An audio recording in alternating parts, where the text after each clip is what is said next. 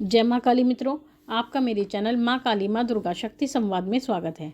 मित्रों, अगर आप मेरे चैनल पर नए हैं तो आप मेरे चैनल को सब्सक्राइब कीजिए, लाइक कीजिए, शेयर कीजिए।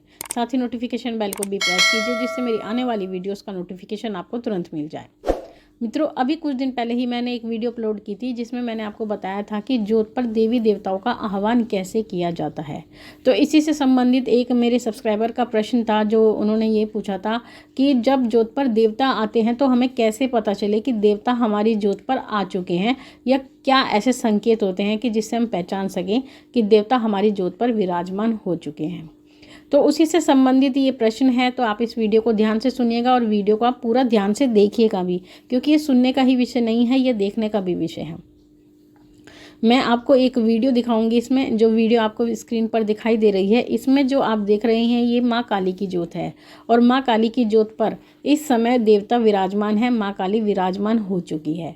तो इसका क्या संकेत है? जैसा कि आप देख रहे हैं जोत को, जोत जो है अपने आप जल रही है और जलते हुए जोत ऊपर की तरफ जा रही है।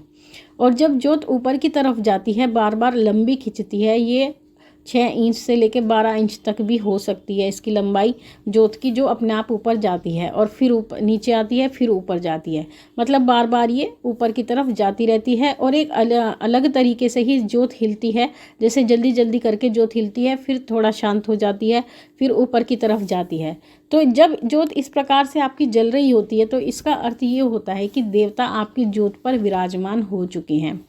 और जोत पर देवता को विराजमान करने के लिए जोत जलाने के बाद उनका आह्वान किया जाता है देवताओं का, कि जैसे जो भी आपके इष्ट देव हैं, जिनकी भी आप पूजा आराधना करते हैं, तो उन्हीं देवता का आपको आह्वान करना होता है। अपने इष्ट देव का आह्वान करना होता है, या अगर इष्ट देव के साथ साथ अगर आप अपने सहायक देवता की भी जोत जलाते हैं तो उनका भी आपको आह्वान करना होता है अपनी जोत पर। तो जब आप आह्वान करते हैं, और आह्वान करते करते आपको 40 दिन हो जाते हैं, ये नहीं कि अगर आपने प्रथम दिन आह्वान किया तो प्रथम दिन ही देवता जोत पर विराजमान हो जाते हैं, ऐसा नहीं है। जब आप आह्वान करते करते आपको 40 दिन या 41 दिन हो जाते हैं, तो उसके बाद में जो देवता की ऊर्जा है वो आपके आसपास घूमने लगती है, और घूमते घूमते ही वो जो ऊर्जा है वो आपकी जोत पर विराजमान हो जाती है। तो विराजमान होने के बाद में जब जोत इस प्रकार से जलती है, ऊपर की तरफ उठती है, बार बार हिलती है, तो इसका अर्थ यह है कि देवता उस पर विराजमान हो चुके हैं। तो तब आपको प्रसन्न होना चाहिए। ये एक बहुत ही खुशी का संकेत है कि देवता आपके आह्वान करने पर वहाँ जोत पर विराजमान हो चुके हैं। आपके लिए शुभ संकेत ये रहता है, और जो पूजा आप करते हैं वो पूजा आपकी स्वीकार करने के लिए ही देवता वहाँ पर प्रकट होते हैं। तो जब आप पूजा कर लेते हैं, तो जैसा कि जानते हैं देवता विराजमान हो चुके हैं, तो उसके बाद में आपको निवेदन अवश्य करना चाहिए। कोई भी जो पूजा की जाती है उसके बाद में जो सबसे ज़रूरी अंग होता है, जिसको बहुत सारे लोग छोड़ देते हैं। अधिकांश लोग क्या करते हैं, पूजा करके एकदम से खड़े हो जाते हैं, जबकि ऐसा नहीं करना चाहिए।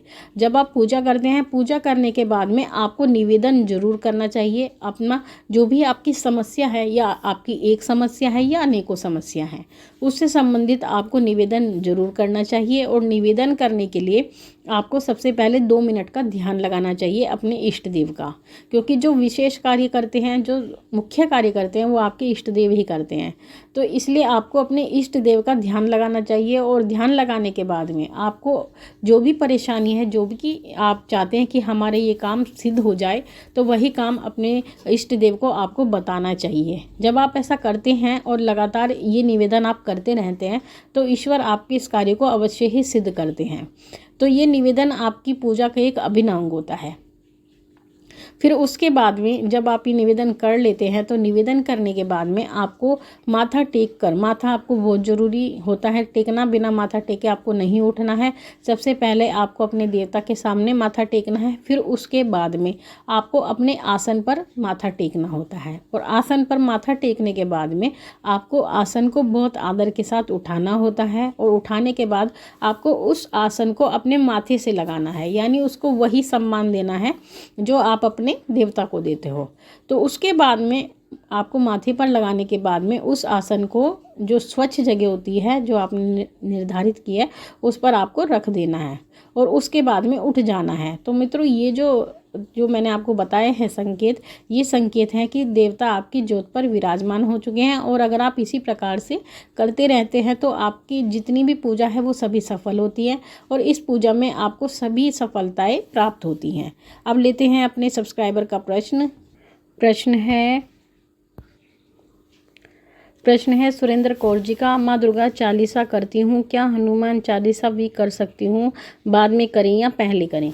देखिए सुरेंद्र कौर जी, अगर आप माँ दुर्गा चालीसा करती हैं तो बहुत अच्छी बात है। माँ दुर्गा का चालीसा बहुत ही फल देने वाला है और जो व्यक्ति सौम्य रूप में माँ भगवती को मनाना चाहते हैं, माँ दुर्गा को मनाना चाहते हैं, उनको दुर्गा चालीसा जरूर करना चाहिए। और दुर्गा चालीसा आपकी प्रारंभिक पूजा का एक विशेष अंग होता है, तो उसके लिए ये जरूरी होता है कि आप दुर्गा चालीसा का पाठ करें।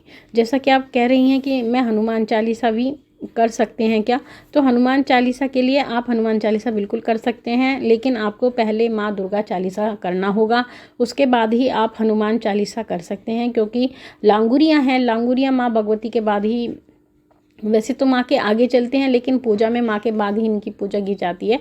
तो आपको लांगुरिया की पूजा आप कर सकते हैं, हनुमान जी की पूजा कर सकते हैं, इससे भी आपको एक विशेष कृपा प्राप्त होती है। अगला प्रश्न है अनीता कोयला जी का। इन्होंने कहा है, मुझे छोटी प्यारी बच्ची भी दिखती है बहुत बार और सपनों में माँ के होने का आभास होता है। देखिए अनीता जी, अगर आपको बच्ची दिखाई देती है, छोटी बच्ची दिखाई देती है, कन्या दिखाई देती है, तो इसका अर्थ है माँ भगवती के दर्शन हैं, आपको माँ भगवती दर्शन देती है।